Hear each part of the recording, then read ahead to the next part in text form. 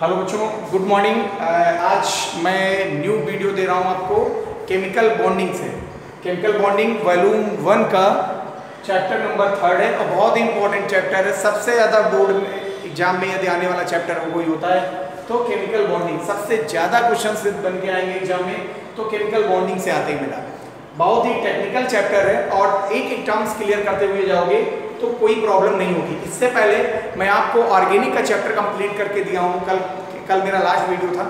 और आज मैं नया चैप्टर वॉल्यूम 1 से ले रहा हूँ केमिकल बॉन्डिंग, जो कि एनसीईआरटी बुक में चैप्टर नंबर 3 है। वॉल्यूम 1 में चैप्टर नंबर 3 है।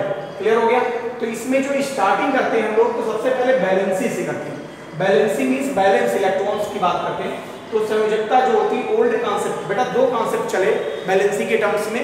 पहला कॉन्सेप्ट था जो ओल्ड कॉन्सेप्ट था, फिर न्यू कॉन्सेप्ट आया जो आजकल हम लोग पढ़ रहे हैं। लेकिन ऐसा नहीं होता है कि ओल्ड कॉन्सेप्ट जो होते हैं उनके बेस पे कुछ होगा नहीं।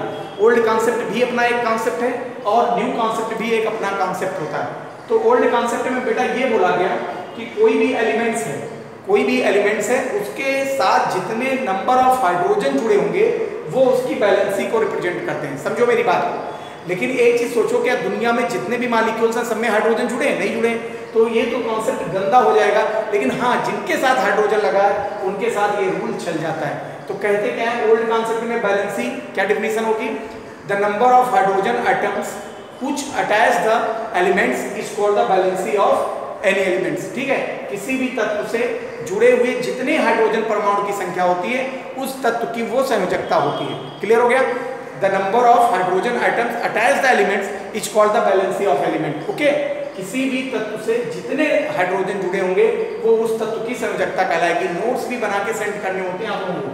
तो ओल्ड कॉन्सेप्ट में यही हुआ। जैसे मान लीजिए हमने यहाँ पे लिख दिया HF दिया हुआ मॉलिक्यूल। अब इसमें हम देखें यदि बैलेंसी ऑफ फ्लोरीन पूछ लिया जाए, बैलेंसी ऑफ फ्लोरीन देखें, बैलेंसी ऑफ फ्लोरीन, तो बैलेंसी ऑफ फ्लोरीन बेटा यहाँ पे कितनी हो जाएगी? 1, क्योंकि हाइड्रोजन एटम यहाँ पे कितना जुड़ा हुआ फ्लोरीन से? 1। तो ओल्ड कॉन्सेप्ट यही कहता है कोई भी एलिमेंट्स है उसके उस एलिमेंट के जितने भी हाइड्रोजन जुड़े होंगे उस एलिमेंट से वो उसकी बैलेंसी हो जाती है। जैसे मान लीजिए यहाँ पर NH3 लिख दें, तो हम यदि पूछें कि बैलेंसी ऑफ नाइट्रोजन, तो इक्वल टू तुम लोग कितना बोलोगे? 3 बोल दोगे। क्लियर हो गया? बात आ रही समझ में? अब जैसे मान लीजिए यहाँ पे H2O लिखा हुआ है, H2O दिया हुआ, हम पूछें बैलेंसी ऑफ ऑक्सीजन, तो बराबर कितना लिखोगे बेटा? 2 लिख दोगे। आ रहा होगा कॉन्सेप्ट? क्लियर हो रहा? अब जैसे मान लीजिए H2S दिया हुआ, अब हम कहते हैं कि बैलेंसी ऑफ सल्फर कितनी हो जाएगी? तो सल्फर की बैलेंसी बेटा 2 हो जाएगी।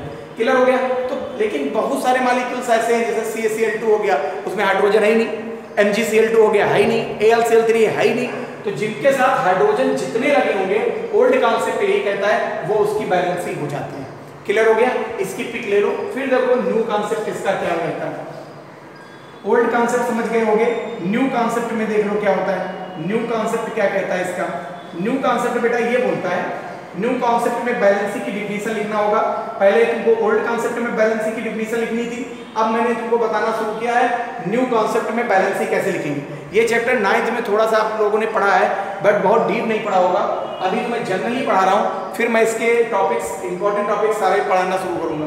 तो न्यू कॉन्सेप्ट बैलेंसी में बेटा एक चीज देखो, न्यू कॉन्सेप्ट में ये कहता है बैलेंसी कि कोई भी एलिमेंट्स है, एलिमेंट्स का इलेक्ट्रॉनिक कन्फिगरेशन करते हैं। इलेक्ट्रॉनिक कन्फिगरेशन करने के बाद आउटर मोस्ट सेल में इलेक्ट्रॉन्स चले जाते हैं। तो जो जितने भी आउटर मोस्ट सेल में इलेक्ट्रॉन्स होंगे वो उसकी बैलेंसी को रिप्रेजेंट करता है। बात है इसमें, किसी भी एलिमेंट के आउटर मोस्ट सेल में जितने इलेक्ट्रॉन होंगे वो उसकी बैलेंसी को रिप्रेजेंट कर जाता है। क्लियर हो गया? The number of electrons which present in outer most shell is called the valency of elements. Clear हो गया? The number of electrons which are present in outer most shell is called the valency of elements. Okay? किसी भी तत्व के वाहितम कोश में उपस्थित electron की संख्या उस तत्व की संयोजकता कहलाती है। क्लियर हो गया? क्या बताया मैंने डिफिनीशन?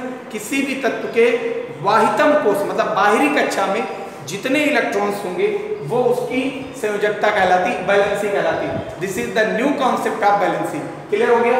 अब जैसे देखो यहाँ पे हमने सोडियम ले लिया, सोडियम का एटॉमिक नंबर कितना होता है? 11 होता है। तो बेटा 281 1 मतलब इसकी बैलेंसी कितनी हो जाएगी, सोडियम की बैलेंस इलेक्ट्रॉन कितना 1, तो इसकी संयोजकता कितनी हो जाएगी 1, बैलेंस इलेक्ट्रॉन कितना 1, हर चीज 1 ही रहेगी इसकी।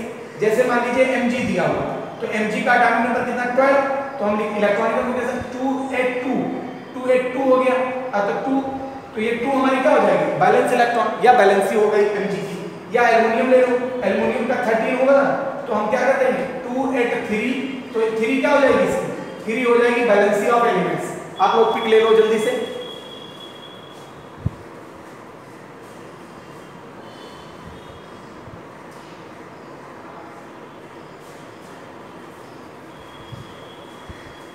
नोट कर लिया।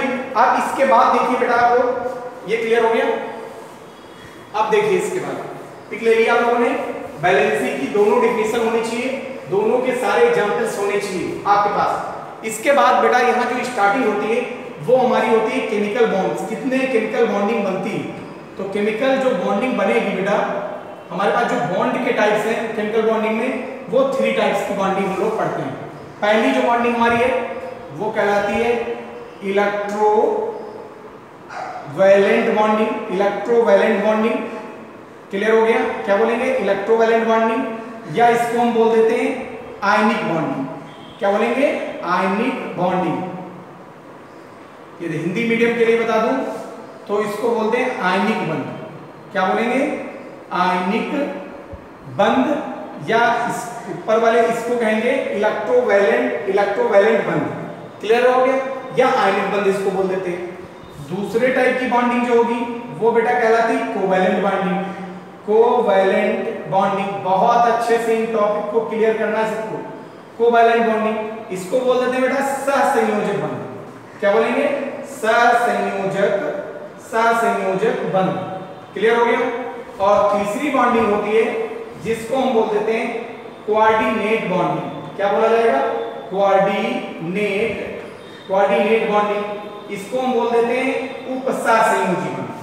क्या बोला जाएगा उपसहसंयोजी बंध। बहुत अच्छे समझो मेरी बात। जो हमारे मॉलिक्यूल्स होते हैं उनके बीच में जो बॉन्डिंग पाई जाती है वो बेटा 3 टाइप की पाई। पहली बॉन्डिंग जो होती है आयनिक बॉन्डिंग होती है, जिसको हम आयनिक बंध या इलेक्ट्रोवैलेंट बॉन्डिंग बोलते हैं। ठीक। फिर दूसरी बॉन्डिंग हमारी होती है जिसको हम कोवैलेंट बॉन्डिंग बोलते हैं, या जिसको हम सहसंयोजक बंध कहते हैं। क्लियर हुआ। थर्ड टाइप की बॉन्डिंग, ये तो बॉन्डिंग ऑलरेडी आप लोगों ने थोड़ा सा पढ़ा था 9th इंटर में, फर्स्ट ईयर में आओगे तो कोऑर्डिनेट बॉन्डिंग जो है वो थोड़ा सा अलग टाइप के भी मॉलिक्यूल्स में पढ़ने होंगे। कोऑर्डिनेट बॉन्डिंग या उपसहसंयोजी बंध बोलते हैं। क्लियर हो गया। इन बॉन्डिंग के बारे में मैं एक वीडियो आपको देता रहूंगा बाद में। आयनिक बॉन्डिंग दूंगा, कोवैलेंट का भी दे दूंगा आयनिक। तो नेक्स्ट वीडियो जो मिलेगा वो दोनों बॉन्डिंग से रहेगा। आप लोग इतने नोट्स बना के सेंड करें।